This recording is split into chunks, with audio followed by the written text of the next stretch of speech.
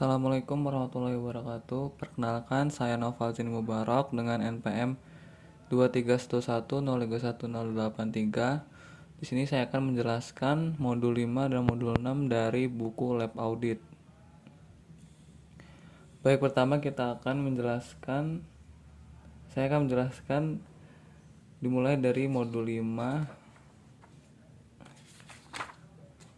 di bagian G1.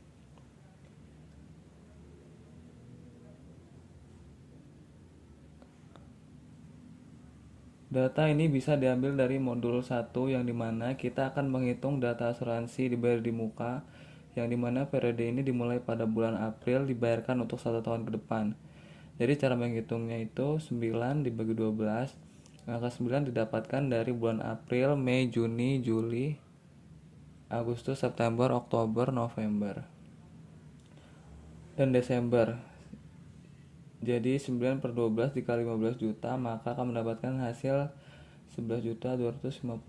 Sama seperti selanjutnya yang dimana dimulai juga pada bulan April, dibayarkan 1 tahun ke depan sebesar 1.200.000, maka 9 per 12 dikali 1.200.000 mendapatkan hasil sebesar 900.000. Dan untuk selanjutnya dimulai dari bulan Juni dibayarkan 1 tahun ke depan, jadi 6 bulan Juni, Juli, Agustus, September, Oktober, November, dan Desember. 7 per 12 dikali 3 juta, maka mendapatkan hasil sebesar 1.750.000. Dan untuk yang terakhir dimulai dari bulan Juli, Agustus, September, Oktober, November, Desember. 6 per 12 dikali 800 juta dikali 800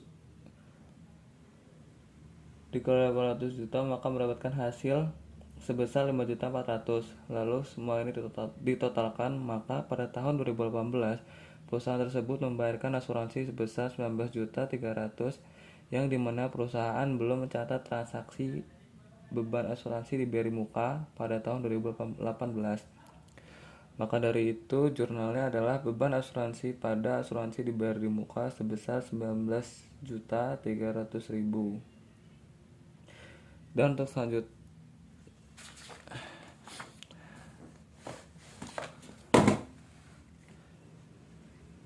untuk selanjutnya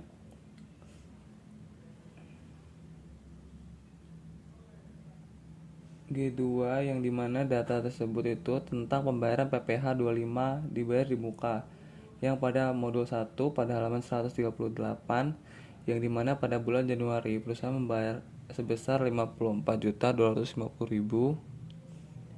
Dan untuk selanjutnya sebesar 44 juta, maka dicatat di bagian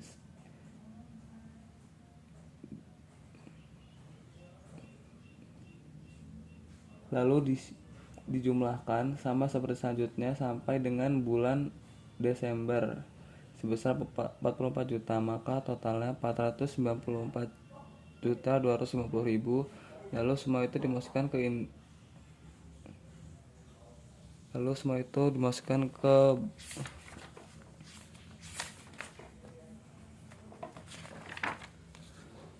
ke bagian G, yang dimana kita hanya menjurnal bagian asuransi dibayar di muka, dimana sewa dibayar di muka sebesar 50 juta. Untuk asuransi dibayar di muka kita setelah membayar 19.300.000, maka dikurang jadi 10.700.000, lalu totalnya menjadi 60.700.000.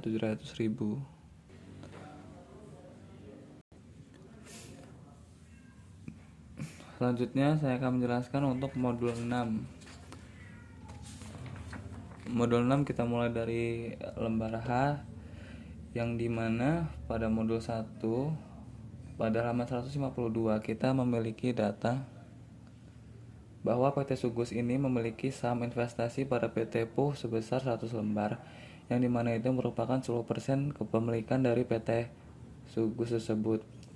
Dan untuk selanjutnya, karena PT Piglet tidak memiliki data lengkap, maka saya anggap yang di bawah merupakan data PT Piglet yang dimana PT Sugus memiliki kepemilikan 300 lembar saham sebesar 30%, yang dimana kita akan mencatat pendapatan dan dividen yang akan diterima oleh PT Sugus.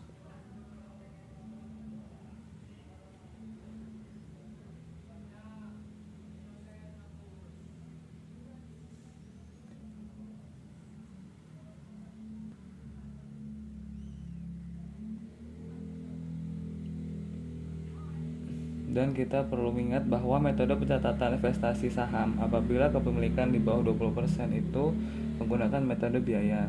Untuk kepemilikan 20-50% menggunakan metode equity, dan untuk kepemilikan di atas 50% dengan metode konsolidasi. Jadi kita mulai dari PT PUH yang dimana kita menggunakan metode biaya langsung mencatat pendapatan dividen karena hanya memiliki 10%. Di buku mendapatkan dividen sebesar 2 juta, maka 10% dikali 20 juta maka hasilnya 2 juta. Dan untuk jurnalnya piutang dividen pada pendapatan dividen sebesar 2 juta. Untuk selanjutnya PT Piglet menggunakan metode equity yang dimana kita harus mencatat pendapatan atau laba dari perusahaan PT Piglet, yang dimana PT Piglet mendapatkan laba sebesar 100 juta, maka dari itu investasi pada PT Piglet pada pendapatan dividen sebesar 30 juta yang dihasilkan dari 30% dikali 100 juta. Lalu kita akan mencatat dividen yang didapatkan 30% dikali 16 juta, yaitu 4.800.000. Dan untuk jurnalnya piutang dividen pada investasi pada PT Piglet karena menggunakan metode equity, dan itu saja. Lalu kita akan memindahkan tersebut ke bagian sini. Berdasarkan jurnal tadi, kita hanya memindahkan dari investasi PT Piglet yang dimana investasi di debit ini sebesar 30 juta dan untuk kreditnya sebesar 4.800.000. Lalu kita memindahkan tersebut menjadi per audit yang dimana 100 juta yang 325.200.000, dan ini pembayaran di muka tetap, maka total investasi itu sebesar 447.700.000. Sekian, terima kasih.